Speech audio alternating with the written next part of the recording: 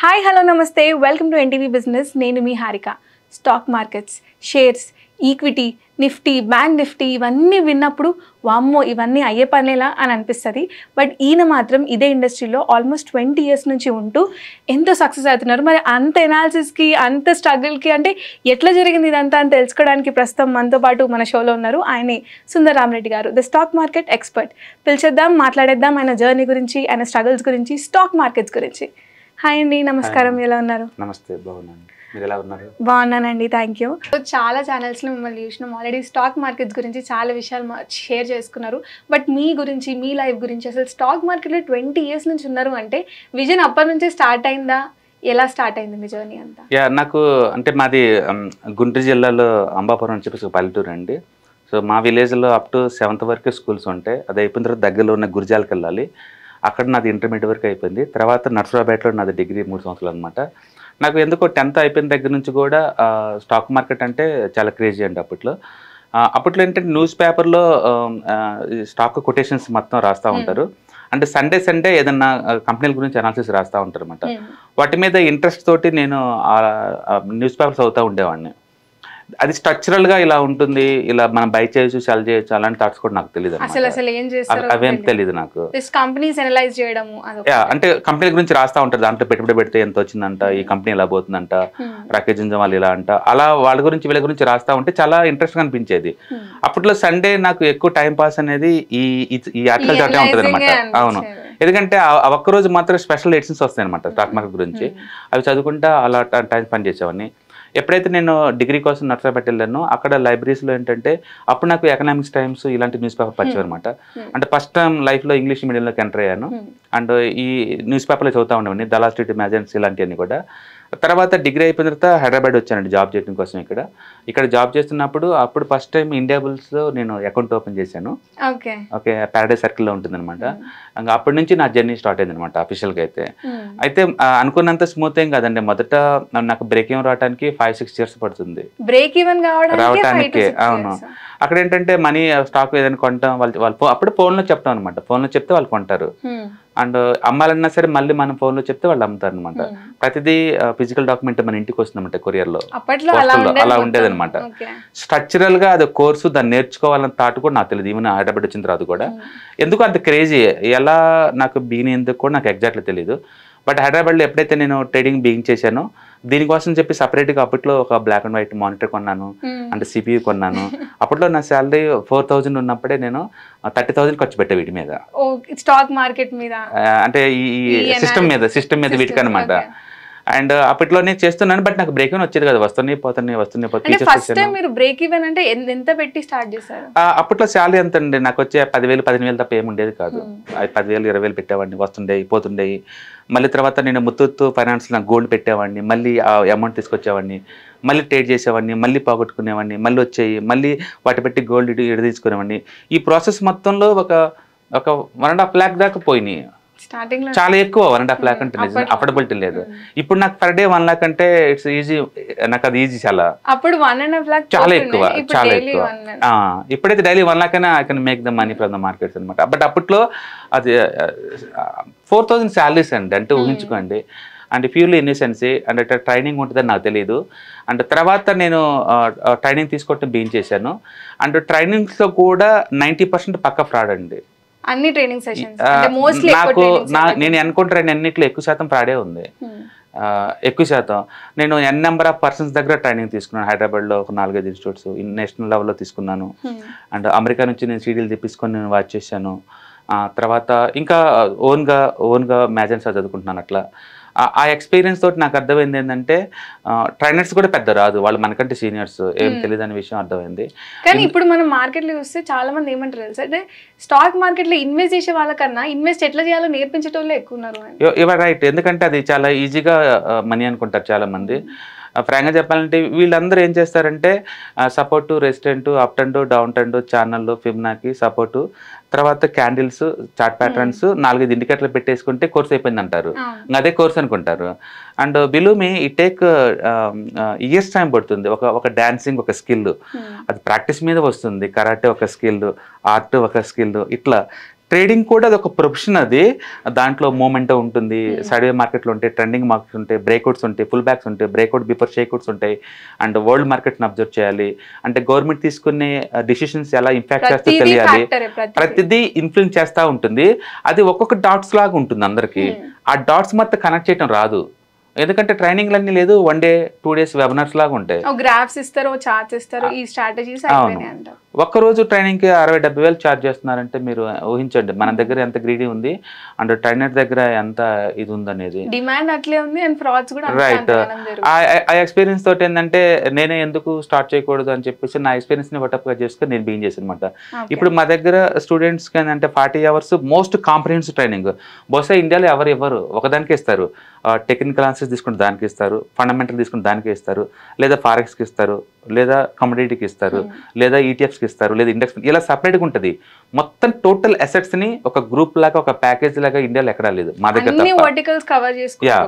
యాక్చువల్గా అవి బయట నుంచి చూస్తే డిఫరెంట్ అసెట్స్ అనిపిస్తాయి కానీ కాదు, అన్నిటికీ కనెక్షన్ అంటారు. ఏ అసెట్ అయినా సరే రెండు విషయాలు, ఎంత డబ్బు సంపాదించారు, ఎంత రిస్క్ చేస్తే అంత డబ్బు వచ్చింది, ఈ 2 విషయాలే ఉంటాయి. మీరు ఏ అసెట్ అయినా వెళ్ళండి, ఎంత డబ్బు వచ్చింది మీకు, ఎంత రిస్క్ తీసుకుంటే ఈ డబ్బు వచ్చింది, ఈ డబ్బు ఎంత రిస్క్ తీసుకుంటే వచ్చింది. నేను బ్యాంక్లో ఇన్వెస్ట్ చేశాను, బ్యాంక్ డిపాజిట్ చేశాను, నా 0 రిస్క్, ఎందుకంటే బ్యాంక్లో ఎప్పటికీ 100% గ్యారెంటీ అది, బట్ లో రిటర్న్స్, నీకు రిటర్న్స్ రాదు. నేను ఆప్షన్ మార్కెట్ చేశాను ఈరోజు, నువ్వు 2 much రిస్క్ చేసావు, రిటర్న్స్ కూడా 2 much ఉంటాయి దాంట్లో. అందుకని ఏ అసెట్ అయినా సరే వీటన్నిటికీ కనెక్టివిటీ ఒకటే అనమాట. టెక్నికల్ అనాలిసిస్ నేర్చుకుంటే వీటన్నిటిని మనం అనలైజ్ చేయగలుగుతాం. రిస్క్ ఎంత తీసుకుంటాం దాన్ని బట్టేసి రివార్డ్ వస్తుంది. రెండోది డమ్మీ ట్రేడింగ్ ఎక్స్పీరియన్స్ కనుక్కుంటే దాన్ని హ్యాండిల్ చేయడం ఈజీగా ఉంటుంది. సో డమ్మీ ట్రేడింగ్ అంటే ముందు రియల్ ట్రేడింగ్ లో ఎంటర్ అయ్యే ముందు డమ్మీ ట్రేడింగ్ చేయటం అనమాట. తద్వారా ఏంటంటే మనం అప్రోచ్ కరెక్ట్ కాదో మనకు అర్థం అవుద్ది. అండ్ ఇప్పుడు ట్రేడింగ్ ని ఫుల్ టైం తీసుకోవచ్చా అంటే ఇప్పుడు కండిషన్స్ బాగున్నాయి, ఎందుకంటే మెంటర్స్ ఉన్నారు, మెటీరియల్స్ ఉంది, రిసోర్స్ ఉన్నాయి, అమౌంట్ కూడా పెద్దగా ఉంది. బట్ అప్పుడు చాలా తక్కువ ఉండే అండి, లైఫ్హుడ్ చాలా టఫ్ గా ఉన్న రోజుల్లో. అప్పట్లో డేకి ఎంత ఇన్వెస్ట్ చేసేవాళ్ళు, ఈ రోజు డేకి ఎంత ఇన్వెస్ట్ చేస్తారు? అంత ఐడియా లేదు కానీ డే ట్రేడింగ్ అని అప్పట్లో మేము డైలీ ఒకసారి ట్రేడ్ చేస్తే 3-4 days తర్వాత అమ్మేవాళ్ళు, అంతే తప్ప ఇంట్రాడేలో మార్నింగ్ కొని ఈవినింగ్ అమ్మే అంత లేదు. బట్ అవి కూడా లేదు, ఒక 5% రాగానే అమ్మేసేవాళ్ళు, మళ్ళీ మార్కెట్ పరంగా ఎందుకు పడిద్దో కూడా మాకు తెలియదు. యాక్చువల్లీ మార్కెట్ మంచి డిస్కౌంట్ లో ఉన్న విషయం కూడా మనకు తర్వాత అర్థమవుతుంది, ఆ టైంలో అర్థం కాదు. ఎందుకంటే మేము ఎంటర్ అయినప్పుడు సెన్సెక్స్ నిఫ్టీ అయితే 5000 points అలా ఉండేది. అప్పట్లో అది లో అని కూడా మాకు తెలియదు, అప్పుడు తెలియదు. ఇప్పుడు మెచ్యూరిటీ వచ్చిన తర్వాత ఇప్పుడు అర్థమవుతుంది, ఎందుకంటే క్లోజ్ ట్రాకింగ్ బీనైంది కాబట్టి. సో అప్పట్లో ఇన్నోసెన్సీ ఎక్కువ అండ్ గ్రీడీ ఎక్కువ, నాలెడ్జ్ తక్కువ, అండ్ సర్కమ్స్టెన్సెస్ ఎంకరేజ్మెంట్ ఏమి ఉండేది కాదు. ఇప్పట్లో అలా కాదు. ఇప్పట్లో సపోజ్ నేను ఉన్నా అనుకోండి, మా కిడ్ని సిఎఫ్లో జాయిన్ చేశాను ఆల్రెడీ. 18 ఏజ్కే వాడికి ఆల్రెడీ 20 lakh పోర్ట్ఫోలియో వాడికి ఉంది ఓన్గా.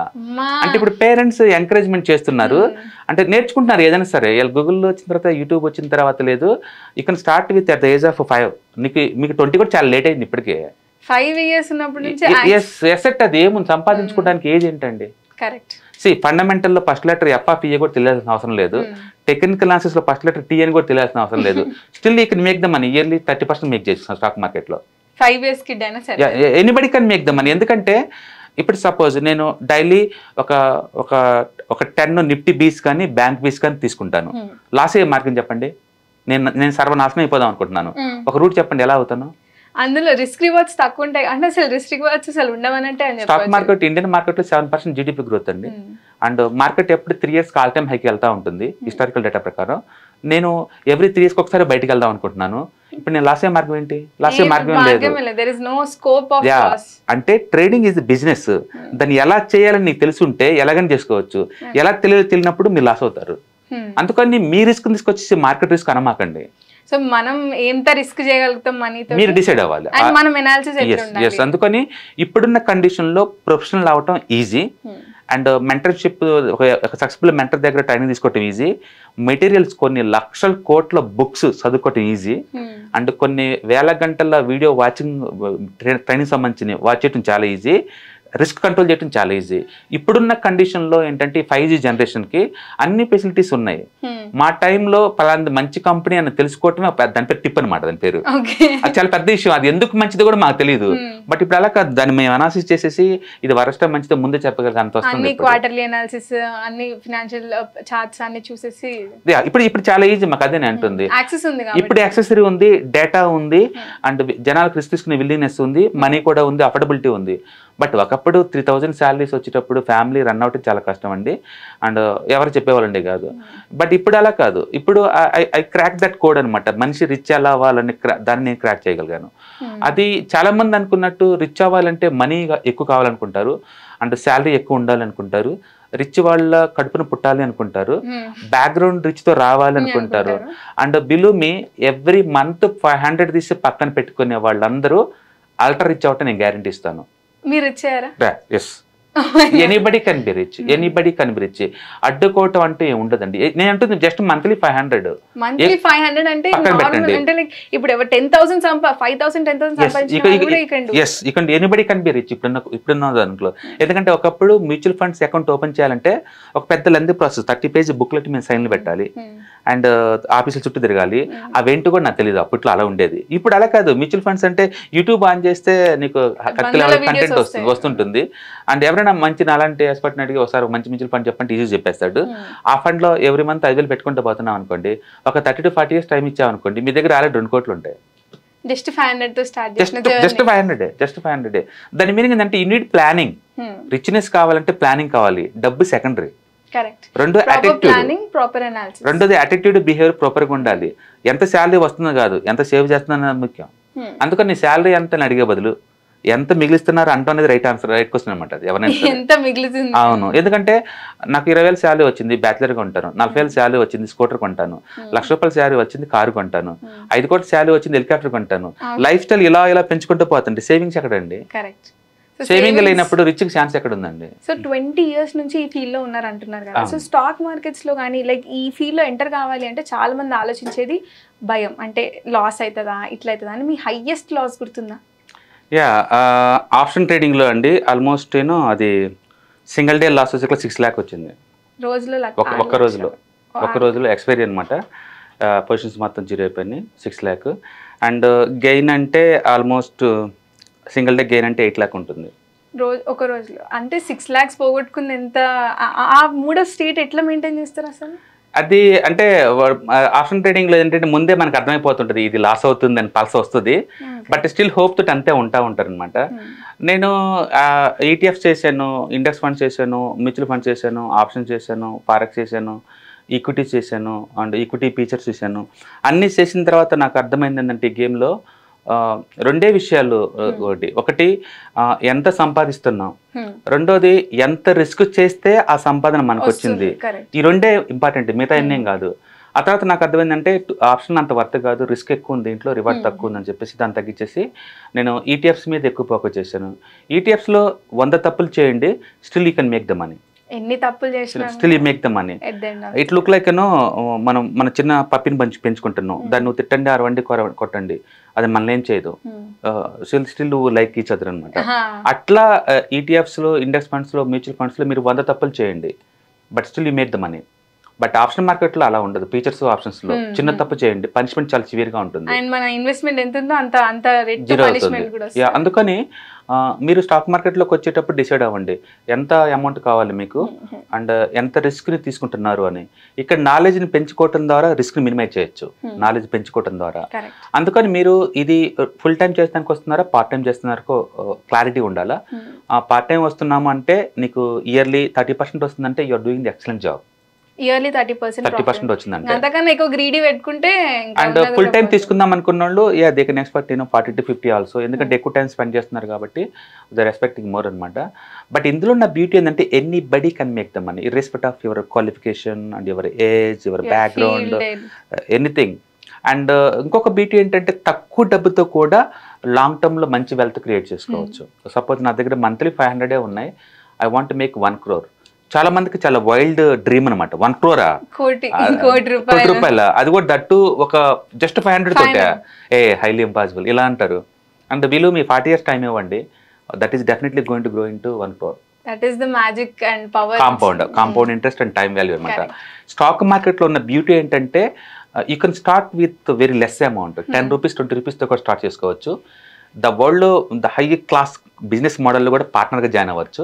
మీరు అయ్యారా? యా, మీరు ఒక TCS లో స్టాక్ కొంటున్నారంటే you are the owner to the TCS.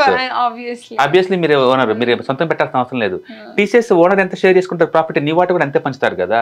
చేయొచ్చు, ఎప్పుడు కావాలంటే అప్పుడు బయటకు వెళ్ళొచ్చు, వేల కోట్ల రూపాయల స్పాట్ లో ఎన్కాష్ చేసుకోవచ్చు, ప్రపంచంలో ఏ మూలన్నా ఆపరేట్ చేయొచ్చు, అండ్ చిన్న డివైజ్ ఉంటే చాలా అన్నింటినీ కంట్రోల్ చేసుకోవచ్చు. It's a wonderful business stock market. అందరూ రిస్క్ యాంగిల్లోనే చూస్తారు లేదా రివార్డ్ యాంగిల్లో చూస్తారు. నేను దాన్ని ఆపరేట్ చేసే యాంగిల్లో చెప్తున్నాను. And this is the one of the best asset for modern area. ఎందుకంటే ఇప్పుడున్న జనరేషన్కి ఎక్కడ ఉంటామో తెలియదు లైఫ్. అండ్ ఎవరికి డబ్బులు ఇస్తే ఎవరి దగ్గర ఏమైపోతుందో నాకు తెలియదు. ఈ ల్యాండ్ మీద ఎన్ని రకాల కేసులు ఉన్నాయి, కోర్టుకి వెళ్తే ఎప్పుడవుతుందో తెలియదు. అండ్ రియల్ ఎస్టేట్ కొంటే రెంట్ ఎంత వచ్చిందో ఎంత పోద్దో నాకు తెలియదు. అసెట్స్ అన్ని నా కంట్రోల్లో ఉండాలి, నేను ఎక్కడ కావాలంటే అక్కడ మూవ్ అయ్యేలాగా ఉండాలి, ఎప్పుడు కావాలంటే అప్పుడు సెలబట్టి నొక్కి వచ్చేలాగా ఉండాలి. ఇన్ని క్వాలిటీస్ ఓన్లీ ఈ స్టాక్ మార్కెట్స్కే ఉంటుందండి. సో అందులో దానివల్ల ఏంటంటే మీరు ఎంతో కొంత ఎక్స్పీరియన్స్తో కనుక దీన్ని డమ్మిటేరింగ్ చేసి కనుక బిగించేస్తే ఇట్స్ ఏ వండర్ఫుల్ అసెట్. అందరూ రిస్క్ గురించి మాట్లాడతారు, రివార్డ్ గురించి మాట్లాడతారు, బట్ నేనేంటంటే how comfortable you manage your assets అని దాని గురించి మాట్లాడతాను. ఎస్, నేను మా కిడ్స్ని ఇంట్రొడ్యూస్ చేశానంటే అది డిస్కంఫర్ట్ అయితే నేను చేయను కదా. అందుకని అకాడమిక్ వేలో మీ కిడ్స్ని ఎక్సలెంట్ చేయండి అండ్ ఫ్యూచర్స్ అసెట్ మేనేజ్మెంట్కి రెడీ చేయండి. This is one of the best asset class, అందులో డౌట్ లేదు. ఓకే, సో మీరు ఇప్పుడు ఇందులో ఉంటున్నారు కాబట్టి మీ సంపాదన ఎంత నెలకి? నాది లక్షలో ఉంటుంది, ఇయర్లీ కోట్లలో ఉంటాయండి మా సంపాదన. ఇయర్లీ కోట్లలో ఉంటాయి. ఓకే, సో చాలా మందికి స్టాక్ మార్కెట్స్ లో అంటే ఏంటి అంటే వన్ ఆఫ్ ద క్వైరీ ఏంటంటే చాలా మంది మమ్మీ డాడీ వాళ్ళు కూడా ఎంకరేజ్ చేయకపోవడానికి ఒక రీజన్ ఏంటంటే అరే చాలా మంది అరే లక్షల్లో పోగొట్టుకున్నారు, వారికి ఏం తెలియదు, వాడు డబ్బులు ఇస్తే పోగొడతాడు, ఇదే అజంప్షన్లతోటి ఆపేసిండ్రు. అసలు నిజంగా స్టాక్ మార్కెట్లో ఏ నాలెడ్జ్ లేకుండా కూడా జస్ట్ ఇట్లా ఎంటర్ అయ్యి చేయొచ్చు అంట? ఎస్, సింగిల్ స్టాక్స్లో అయితే రిస్క్ ఉంటుందండి. మనం ఏదైనా కంపెనీలో పార్ట్నర్గా జాయిన్ అవుతున్నామంటే ఆ కంపెనీ గురించి ఇన్ అండ్ అవుట్స్ మొత్తం మనకు తెలిసి ఉండాలి. కంపెనీస్ నిరంతరం స్టేటస్ మారుతూ ఉంటాయి. లైక్ స్టార్ట్అప్ కంపెనీస్ తర్వాత మెచ్యూరిటీ గ్రోత్కి అవుతాయి, గ్రోత్కి అయితే మెచ్యూరిటీ అవుతాయి, మెచ్యూరిటీకి అయితే డిక్లైన్ అవుతూ ఉంటాయి. ఈ ప్రాసెస్లో కంపెనీ యొక్క షేర్స్ కూడా మారిపోతూ ఉంటాయి. అందుకని ఒకప్పుడు ఉన్న షేర్స్ రేట్ ఇప్పుడు ఉండకపోవచ్చు, అందుకని వాటిని ట్రాక్ చేయడం చాలా కష్టం. అలా కాకుండా ఇలాంటి కపుల్ ఆఫ్ స్టాక్స్ని ఒక ప్యాక్ లాగా తీసుకున్నాం అనుకోండి, వాటిని ఫండ్స్ అంటాం. అది మ్యూచువల్ ఫండ్స్ కావచ్చు, ఎక్స్చేంజ్ ట్రేడెడ్ ఫండ్స్ కావచ్చు, ఇండెక్స్ ఫండ్స్ కావచ్చు. అవి తీసుకున్నాం అనుకోండి, బ్యాక్గ్రౌండ్లో పెద్ద పెద్ద CFA జర్నల్ మేనేజ్ చేస్తూ ఉంటారు వాటిని. అందుకని మనం సేఫ్ సైడ్ కొంటాం, వాళ్ళే చేస్తూ ఉంటారు కాబట్టి మనం సేఫ్ సైడ్ మనం గేమ్ ఆడుకోవచ్చు. అందుకని మీరు రిటైలర్స్ అయి ఉండి తక్కువ డబ్బు ఉంటే కనుక సేఫెస్ట్ వే అంటే స్టాక్ మార్కెట్లో mutual funds, ETFs, index funds. మీకు ఫండమెంటల్ గురించి తెలియాల్సిన అవసరం లేదు, టెక్నికల్ గురించి అర్థం కావాల్సిన అవసరం లేదు. మంత్లీ ఎంత పెడతారో కమిట్మెంట్ ఇచ్చేసేసి ఒక 20-30 years ఇచ్చారనుకోండి, anybody can make the money, అంతే. ఓకే, సో మీ స్ట్రాటజీ అంటే one of the best strategy that worked through out the journey అంటే ఏం చెప్తారు? యా, మార్కెట్లో కండిషన్స్ ఎప్పుడు ఒకేలాగా ఉండవండి. ఎనీ పాయింట్ ఆఫ్ టైంలో మార్కెట్ అప్ ట్రెండ్లో ఉంటుంది, డౌన్ ట్రెండ్లో ఉంటుంది, సైడ్ వేలో ఉంటుంది. 3 type ఆఫ్ మార్కెట్స్ ఉంటాయి. ఒకే స్ట్రాటజీ ఒక కండిషన్లో వర్క్ చేస్తుంది, రెండో కండిషన్లో పనిచేయదు. ఇంకా అందుకని ఒకే స్ట్రాటజీ మీద ఉండే బదులు అన్ని కండిషన్లో కూడా నాకు మనీ వచ్చేలాగా ఉండాలి అంటే ఎంత కన్జర్వేటివ్గా ఉంటే నీకు అంత బెటర్ అనమాట. అందుకని లో బీటా వాటితో మీ పోర్ట్ఫోలియో ఫిల్ చేస్తే డౌన్ సైడ్ తక్కువ ఉంటుంది. ఎనీ పాయింట్ ఆఫ్ టైంలో మార్కెట్లో 4 కండిషన్లు. హై రిటర్న్స్ వచ్చింది అనుకోండి, డెఫినెట్గా నెక్స్ట్ ఇయర్ లో రిటర్న్స్ కానీ, ఫ్లాట్ రిటర్న్స్ కానీ, నెగిటివ్ రిటర్న్స్ కానీ వస్తాయి. అది ముందే అర్థం చేసి ఈ మూడు కండిషన్స్ ఉంటాయి. లో రిటర్న్స్, హై, తర్వాత నెగిటివ్ రిటర్న్స్, ఫ్లాట్ రిటర్న్స్. ఈ 3 అయిపోతే మళ్ళీ హై రిటర్న్స్ స్టార్ట్ అవుతాయి. అదొక సైకిల్, అది. అందుకని మీకు హై రిటర్న్స్ కావాలా, ఈ 3 సైకిల్ టాలరేట్ చేయండి. ఈ టాలరేట్ చేసే కెపాసిటీ మీకు ఉంది అంటే you can eligible to get this returns అనమాట. అందుకని మీకు నాలెడ్జ్ ఉండాలి ఎంతో కొంత.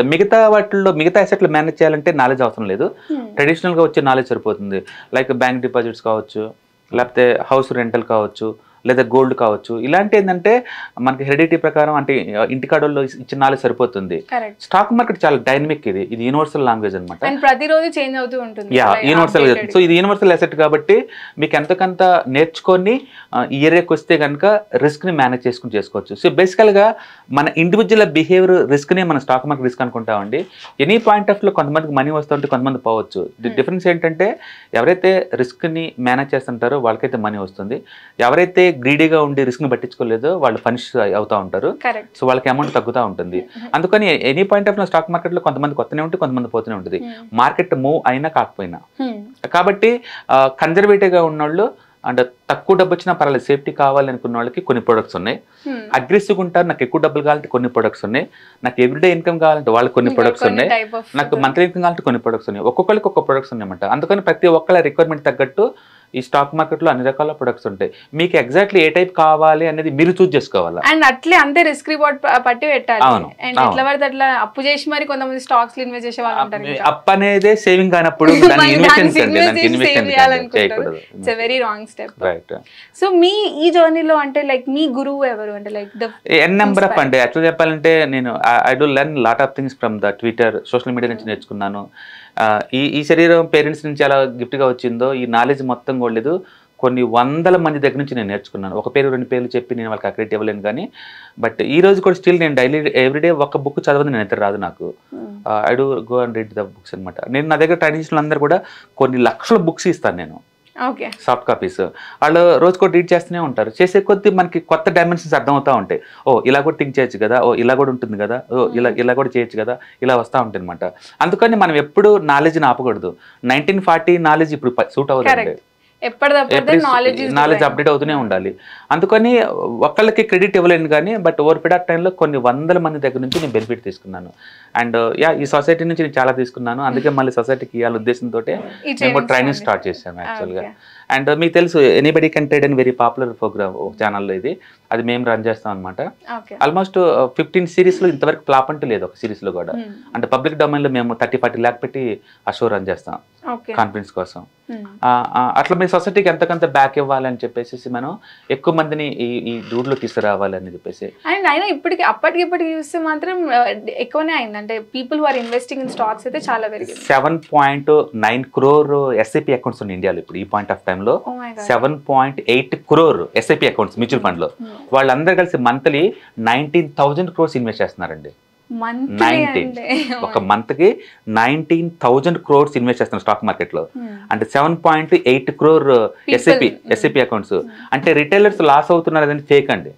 Retails also getting the benefit from the stock market.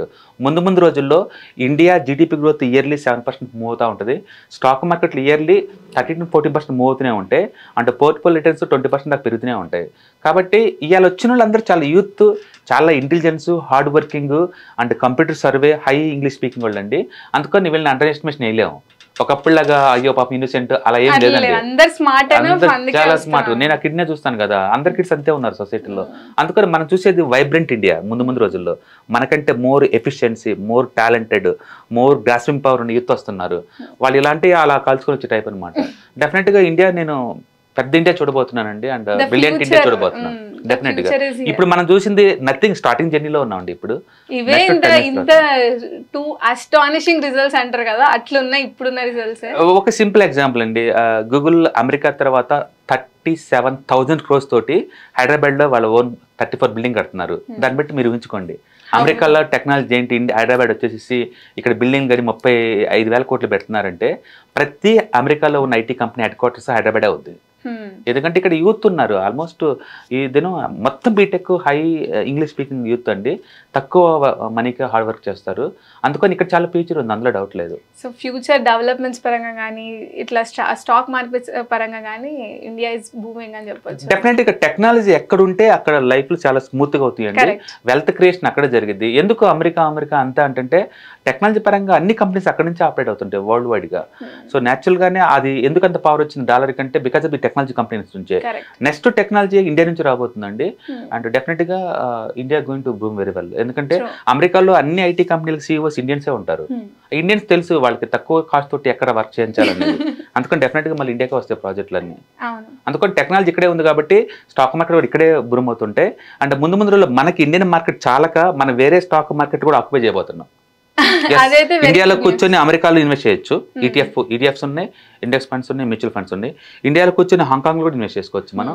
అట్లా ముందు రోజులు ఇండియాలో కూర్చొని ప్రతి దేశంలో మనం ఇన్వెస్ట్ చేసుకోవచ్చు.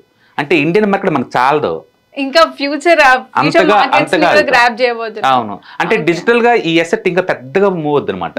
ఇప్పుడు దాకా ట్రెడిషనల్ గా ఇండియన్స్ కి రియల్ ఎస్టేట్ అంటే ఇష్టం, గోల్డ్ అంటే ఇష్టం, బ్యాంక్ డిపాజిట్స్ ఇష్టం, ఈ తర్వాత కొత్త ఇన్సూరెన్స్కి వెళ్తారు.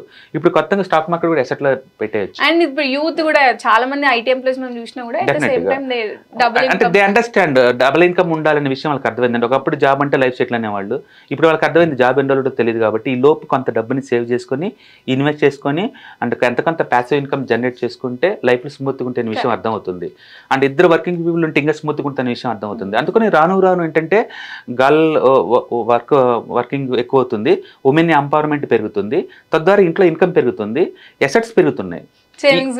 ఇవన్నీ ఆటోమేటిక్గా స్టాక్ మార్కెట్ లో రిఫ్లెక్ట్ అవుతుంది. ఎందుకు అంతమంది స్టాక్ మార్కెట్ లో ఉన్నారంటే అది ఒకళ్ళు కాదనమాట, అందరూ అనమాట ఫ్యామిలీలో డెఫినెట్ గా. అందుకని ఫైనాన్షియల్ ఫ్రీడమ్ కోసం ప్రతి అందరూ వర్క్ చేస్తున్నారు అండ్ స్ట్రగుల్ అవుతున్నారు అండ్ రిచ్ అవుతున్నారు కూడా. ఎగ్జాంపుల్ స్టాక్ మార్కెట్స్ అవి. అందుకని అవంటే ఏదో బబుల్ పడిపోతాయి అండ్ ఈజీగా జీరో అవుతాయి అలా అనే బదులు రిస్క్ రివార్డ్స్ లేకుండా మన రిస్క్ రైట్, మనకు ఎంత రిస్క్ టాలరెన్స్ ఉంది అని దాన్ని పెట్టండి, తీసుకోవటం పెట్టండి. అంటే ఇట్స్ వండర్ఫుల్ అసెట్ క్లాస్. నేను 20 years నేను ఎక్స్పీరియన్స్ చెప్తున్నాను కదా, మన ఇన్నోసెంట్ తోటి మనం లాస్ అవటం తప్ప నువ్వు ప్రాపర్గా గ్రీడీ కంట్రోల్ ఉంచుకొని రిస్క్ ఎంత టాలరేట్ చేస్తావో అని మెజర్ చేసుకొని మార్కెట్లో కనుక ఎంటర్ అయితే ఇయర్లీ ఆ 20, 30 యూ కెన్ హెచ్. బట్ మీకు అర్థం కావాల్సిందంటే మిగతా అసెట్స్తో కంపేర్ చేసుకుంటే దీంట్లో అప్ మార్కెట్స్ ఉంటాయి, డౌన్ మార్కెట్స్ ఉంటాయి, ఫ్లాట్ మార్కెట్స్ ఉంటాయి. అందుకని ఒక బ్యాంక్ డిపాజిట్స్తో దీన్ని కంపేర్ చేయలేవు. అందుకని ఈ అసెట్ క్వాలిటీస్ మీకు అర్థమైతే చాలు, దాని తగ్గట్టు మనం బిహేవ్ చేసి మనీ మేక్ చేసుకోవచ్చు. కరెక్ట్.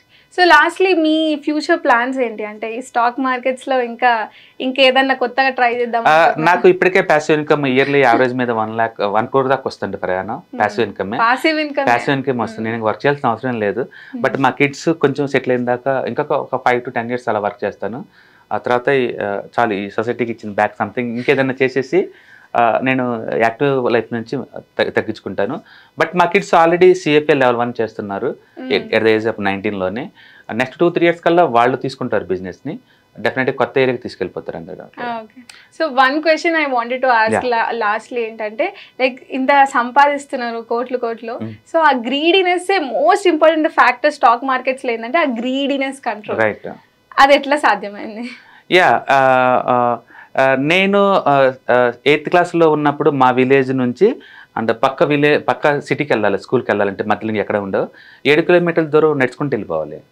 ఇక మధ్యలో ఏముండదు. అది కూడా ఎర్లీ మార్నింగ్ 7 o'clock ఇంటికంటే బయలుదేరితే 8 కల్లా అక్కడ ఉండాలి. ఇన్ టైం లేకపోతే ప్రిన్సిపాల్ పనిష్మెంట్ కింద స్కూల్ చుట్టూ రన్ చేపిస్తుంటారు అనమాట. చెప్పులు కూడా ఉండేవి కావు. అంత వరస్ట్ కండిషన్లో రూరల్ ఇండియా నుంచి వచ్చిన మేము ఇక్కడికి వచ్చినప్పుడు త్వరగా ఎదగాలనే తపనతోటి చాలా లైఫ్లో మిస్టేక్లు చేసుకుంటూ వచ్చేసాము. వాటన్నిటిని కరెక్ట్ చేసుకుంటూ ఆ గ్రీడీని కంట్రోల్లో పెట్టుకుంటూ లైఫ్ స్టైల్ ఆఫీస్ తెలుసుకోవడానికే మాకు చాలా ఏజ్ దాటిల్లిపోయిందనమాట. అందుకని నేను ఏదైతే ఎక్కడైతే మిస్టేక్లు చేసినా అవి చేయకుండా నా కిడ్స్కి ఇప్పటి నుంచే నేను ప్రాపర్గా ట్రైన్ చేసుకుని వాళ్ళు ఒక ప్రాపర్ పాత్రలో పంపిస్తున్నాను అనమాట. అందుకని ఎవరైనా సరే గ్రీడీ అనేదాని బదులు మన కెపాసిటీ ఎంత, ఓకే, మనం ఎంతవరకు ఇన్కమ్ జనరేట్ చేయగలుగుతాము, అందులో ఎంత మ్యాక్సిమం సేవ్ చేయగలుగుతాం, సేవ్ చేసిన దాన్ని బెస్ట్ ఇన్వెస్ట్మెంట్ వెహికల్ ఎంత పెట్టగలుగుతున్నాం, ఎంత రేట్ ఆఫ్ రిటర్న్ తేగలుగుతున్నాం అనుకోవటం బెటర్ అనమాట. ఫ్యామిలీ ఒక యూనిట్ అనుకున్నప్పుడు డెఫినెట్గా ఫైనాన్స్ ఫ్రీడమ్ సాధ్యం అండి. ఫ్యామిలీని సపరేట్ చేసి ఒంటరిగా నువ్వు ఎంత యుద్ధం చేసినా సరే ఆ ఫైనాన్స్ ఫ్రీడమ్ రాదు. అందుకని ఇక్కడ ఎర్నింగ్ అనేది ఒక చిన్న point. It's ultimate goal is the happiness. Leading అటు ఉండాలి. ఎప్పుడైతే మనం ఫ్యామిలీని దీంట్లో ఇన్కార్పొరేట్ చేస్తామో, వాళ్ళతో డిస్కస్ చేస్తుంటామో అప్పుడు మనీ ఎంత వస్తుంది, ఎంత ఖర్చు అవుతుంది, బడ్జెట్ ఏంటి, ఎంత సేవ్ చేస్తున్నాం, సేవింగ్ ఏమైనా ఇంప్రూవ్ చేసుకోవచ్చా, అంటే కిడ్స్ని ఇన్వాల్వ్ చేస్తే అట్లా మొత్తం అనమాట. అందుకని మనం ఏదైనా మ్యూచువల్ ఫండ్ కొన్నప్పుడు ఒక కిడ్స్ కూడా చెప్పామనుకో, రే మ్యూచువల్ ఫండ్ ఇది ఇలా ట్రాక్ చేయాలని, వాళ్ళు కూడా ట్రాకింగ్ బీన్ అవుద్ది, వాళ్ళకి అర్థం అవుద్ది కాంపౌండ్ ఇంట్రెస్ట్ ఎలా వర్క్ చేస్తే ఇవన్నీ కూడా. అందుకని ఫ్యామిలీ మొత్తాన్ని ఇన్కార్పొరేట్ చేసేయండి. ప్యాసివ్ ఇన్కమ్ వల్ల వచ్చే బెనిఫిట్స్ ని అర్థం చేసుకోవాలి, ఎంజాయ్ చేసుకోవచ్చు. అందుకని ఫ్యామిలీలో ఒకప్పుడు పల్లెటూరు కల్చర్లో అది వేరు, ఇక్కడ సిటీ కల్చర్లో ఏంటంటే అందరూ అన్ని వర్క్ చేయాలి, ఒక వర్క్ అంటే కుదరదు అనమాట.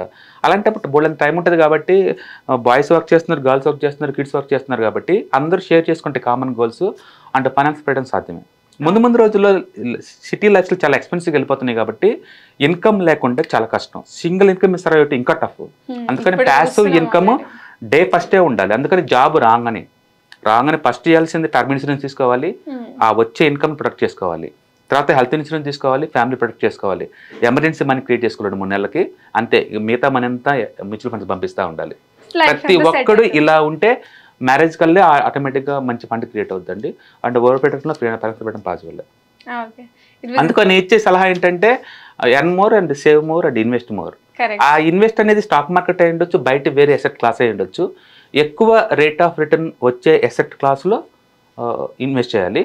అదే టైంలో రిస్క్ని మేనేజబుల్ అయి ఉండాలి. పెట్టుకోవటం ద్వారా ఫైనాన్స్ ఫ్రీడమ్ వస్తుంది డెఫినెట్గా. ఓకే ఇప్పటికీ నా లైఫ్ స్టైల్ నాకు వచ్చే ఇంకొంత బతుకు నా లైఫ్ చాలా లోలో ఉంచుతాను నేను కావాలని. అండ్ ఎందుకంటే ఇది ఇలా మ్యాచ్ చేసాం అనుకోండి మళ్ళీ మన రోడ్డు మీదకి వచ్చేస్తాం.